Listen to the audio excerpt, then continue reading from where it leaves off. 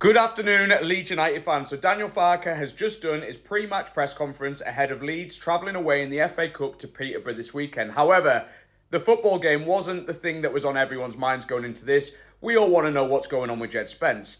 And it's going to be up to you guys what you take from this one. I'm going to go through some of the notes I made, and you need to decide whether you believe Farke is telling us the whole story or whether he's not. We don't have any definitive answers, but we have a lot of different quotes that you can decipher. If you can't be bothered to watch the full presser, just listen to what I'm about to tell you, and I'll give a little bit of my opinion along the way.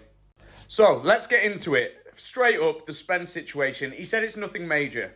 He said they analysed the first half of the season, and they came to the conclusion that to end the loan.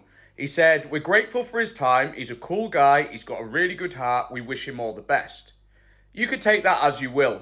For me, I thought it was really weird to say that they've analysed the first half of the season and now decided that they don't need him, because we waited a long time for Spence to get back fit. And then when he did get back, he got into the team, and then the whole Archie situation, having to cover for it. Yeah, that isn't the whole story for me. He does go into it a little bit later on. We'll go to that in a second. He was then asked, is fullback a priority now? And Farke said no. He said, "We managed without him for 8.5 weeks. There's no emergency, but we won't fall asleep." I know he's not going to talk about incoming players, and I know he's not that kind of guy, but for me, how can we say that there's no emergency, there's no panic? We're really struggling at fullback. He named some options. He talked about Gray, Byram, Shackleton, Ayling, but going into a promotion push in the second half of the season, they're maybe not the names that we need to be relying on in those positions. Especially with injury problems like Byram, Shacks and Ayling have had, and the age and experience of Archie Gray. He then was asked about Luke Ayling and his links. He said, "I'm not interested. I'm not going to talk about rumours every day, and everyone knows how much he appreciates Luke Ayling." He went on to say, "We only comment when business is done." So that doesn't mean that we're not bringing anyone in, but he's just not going to talk about it until that's done, which is fair enough.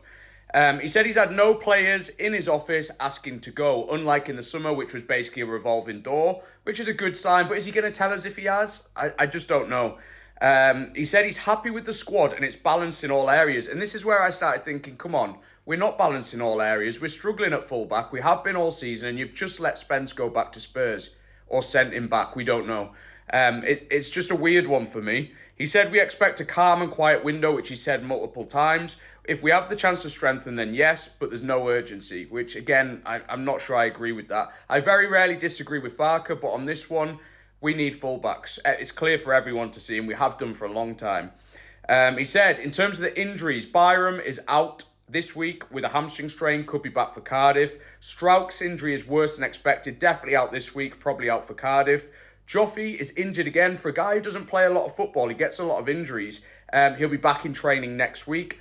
Carl Darlow is out for 7 weeks, which is a bit of a disappointment, but he has been impressed by Klaassen, and he said he's delighted for him getting a clean sheet at the weekend.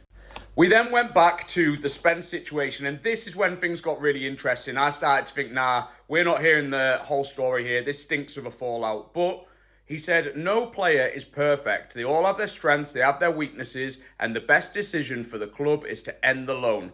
Once this is decided, we don't speak in public on the matter. He's now a Spurs player, and I do understand that. Fair enough. He's not at the club anymore. I'm not going to comment. But if you want to read between the lines, it sounds like things were not rosy. He said, from the bottom of my heart, I wish him all the best.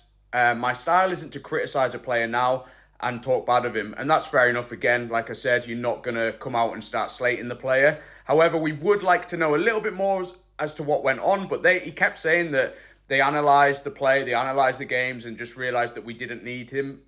That's just surprising since we're already struggling in those fullback positions.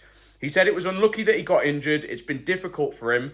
He struggled to gel because he was out for 8.5, 9 weeks, and he did have a personal tragedy in and amongst that. And that, for me, I think tells a little bit more of the story. I think maybe it's just never worked for Spence. He came, he got injured, he was sick of hanging around Leeds, being injured on his own, didn't really gel with the squad, came back in, wasn't getting the football, wasn't getting promised any more football, and it sounds like that was what happened. And if you want to call that bad attitude, then yeah, I agree. But we don't have any evidence still to suggest it was that. We just have hearsay and reading between the lines. And yeah, it's hard to deny that that isn't the whole story that Farke's telling us, but we'll never know. Just like that Palace fallout at half-time last season, we'll never know exactly what happened. But thank you for watching. If you made it to the end, drop me an MOT in the comments, and on to Peterborough.